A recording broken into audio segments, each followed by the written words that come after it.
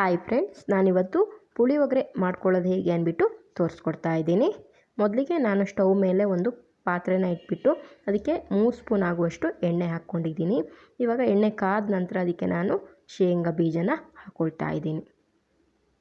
ನೀವು ಶೇಂಗಾ ಬೀಜ ಎಷ್ಟು ಬೇಕು ನೋಡಿ ಹಾಕ್ಕೊಳ್ಳಿ. ಎಷ್ಟು ರೈಸ್ ತೊಗೊತೀರೋ ಅದ್ರ ಮೇಲೆ ಶೇಂಗಾನ ಹಾಕ್ಕೊಳ್ಳಿ.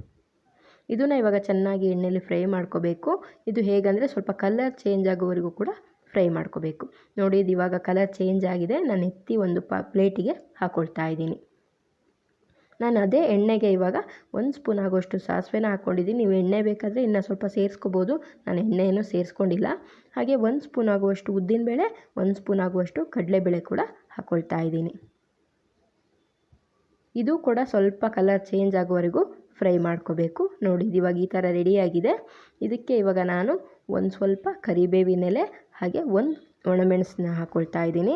ನೀವು ಒಣಮೆಣಸನ್ನ ನೋಡಿ ಹಾಕ್ಕೊಳ್ಳಿ, ಯಾಕಂದರೆ ಪುಳಿಯೋಗರೆ ಪೌಡ್ರು ಸ್ವಲ್ಪ ಖಾರ ಇರುತ್ತೆ. ಹಾಗಾಗಿ ಇವಾಗ ನಾನು ನಿಂಬೆಹಣ್ಣು ಗಾತ್ರದ ಅಷ್ಟು ಒಂದು ಹುಣಸೆ ಹಣ್ಣನ್ನು ಅರ್ಧ ಗಂಟೆ ಮುಂಚೆ ನೀರಲ್ಲಿ ನೆನೆಸಿಟ್ಟಿದ್ದೆ. ಅದ್ರದ್ದು ರಸನ ಹಾಕ್ಕೊಳ್ತಾ ಇದ್ದೀನಿ. ಇವಾಗ ನಾನು ಇದಕ್ಕೆ ಉಪ್ಪನ್ನು ಕೂಡ ಸೇರಿಸ್ಕೊಳ್ತಾ ಇದ್ದೀನಿ.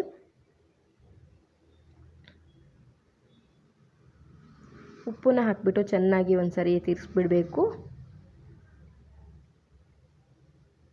ಇವಾಗ ನಾನು ಇದಕ್ಕೆ ಪುಳಿಯೋಗರೆ ಪೌಡ್ರನ್ನ ಹಾಕ್ಕೊಳ್ತಾ ಇದ್ದೀನಿ. ನಾನು ಪುಳಿಯೋಗರೆ ಪೌಡ್ರು 2 ಸ್ಪೂನ್ ಆಗುವಷ್ಟು ತಗೊಂಡಿದ್ದೀನಿ.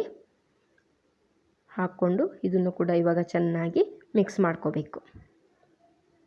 ಇವಾಗ ನಾನು ಇದಕ್ಕೆ ಒಂದು ಅರ್ಧ ಸ್ಪೂನ್ ಆಗುವಷ್ಟು ಬೆಲ್ಲನ ಸೇರಿಸ್ಕೊತಾ ಇದ್ದೀನಿ. ಬೆಲ್ಲ ಆಪ್ಷನಲ್ಲು, ನಿಮಗೆ ಬೇಕಂದರೆ ಸೇರಿಸ್ಕೋಬೋದು, ಇಲ್ಲಾಂದರೆ ಬೇಡ ಅಂದರೆ ಸ್ಕಿಪ್ ಮಾಡ್ಕೋಬೋದು.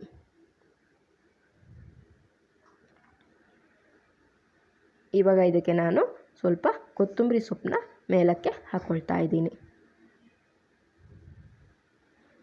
ಕೊತ್ತಂಬರಿ ಸೊಪ್ಪು ಹಾಕಿಬಿಟ್ಟು ಚೆನ್ನಾಗಿ ಒಂದು ಸರಿ ಮಿಕ್ಸ್ ಮಾಡಿಕೊಂಡು ಇವಾಗ ನಾನು ಇದಕ್ಕೆ ರೈಸ್ನ ಸೇರಿಸ್ಕೊಳ್ತಾ ಇದ್ದೀನಿ. ನೀವು ರೈಸ್ನ ಎಷ್ಟು ಹಾಕ್ಕೊಳ್ತೀರ ನೋಡಿಬಿಟ್ಟು ಅಷ್ಟು ಗೊಜ್ಜನ್ನ ರೆಡಿ ಮಾಡ್ಕೊಳ್ಳಿ. ಇವಾಗ ಇದನ್ನು ಕೂಡ ಚೆನ್ನಾಗಿ ಮಿಕ್ಸ್ ಮಾಡ್ಕೋಬೇಕು. ಹೇಗೆ ಅಂದರೆ ಈ ಗೊಜ್ಜೆಲ್ಲ ಕೂಡ ರೈಸ್ಗೆ ಚೆನ್ನಾಗಿ ಹಿಡ್ಕೋಬೇಕು. ನೋಡಿ, ಇವಾಗ ಇದು ಚೆನ್ನಾಗಿ ಮಿಕ್ಸ್ ಆಗಿದೆ. ಗ್ಯಾಸ್ನ ಸ್ವಲ್ಪ ಲೋ ಫ್ಲೇಮಲ್ಲಿ ಇಟ್ಕೊಂಡು ಇದನ್ನು ಚೆನ್ನಾಗಿ ಮಿಕ್ಸ್ ಮಾಡ್ಕೊಳ್ಳಿ. ಇವಾಗ ನಾನು ಇದಕ್ಕೆ ಮೊದಲು ಶೇಂಗಾ ಬೀಜನ ಹುರಿದು ರೆಡಿ ಮಾಡಿ ಇಟ್ಕೊಂಡಿದ್ನಲ್ಲ, ಅದನ್ನು ಇವಾಗ ಹಾಕ್ಕೊಳ್ತಾ ಇದ್ದೀನಿ. ಈ ಥರ ಶೇಂಗಾನ ಮೇಲಕ್ಕೆ ಹಾಕ್ಕೊಳ್ಳೋದ್ರಿಂದ ಅದು ಕ್ರಿಸ್ಪಿಯಾಗಿರುತ್ತೆ. ನೋಡಿ, ಈಗ ಪುಳಿಯೋಗರೆ ರೆಡಿ ಆಗಿದೆ. ಇದು ನೀವು ಮೊದಲೇ ರೈಸ್ ಮಾಡಿ ಇಟ್ಕೊಂಡಿರ್ತೀರ ಅಂದರೆ ಪುಳಿಯೋಗರೆ ಮಾಡ್ಕೊಳೋಕ್ಕೇನು ತುಂಬ ಟೈಮ್ ತಗೊಳ್ಳಲ್ಲ. ಗೊಜ್ಜನ್ನ ರೆಡಿ ಮಾಡ್ಕೊಳ್ಳೋಕ್ಕೆ ಒಂದು 5 ನಿಮಿಷ ಸಾಕು. ಅಷ್ಟರಲ್ಲೇ ನೀವು ಪುಳಿಯೋಗರೆನ ರೆಡಿ ಮಾಡ್ಕೋಬೋದು. ನೀವು ಒಂದು ಸರಿ ಟ್ರೈ ಮಾಡಿ ಹೇಗೆ ಬಂತು ಅಂದ್ಬಿಟ್ಟು ನನಗೆ ತಿಳಿಸಿ.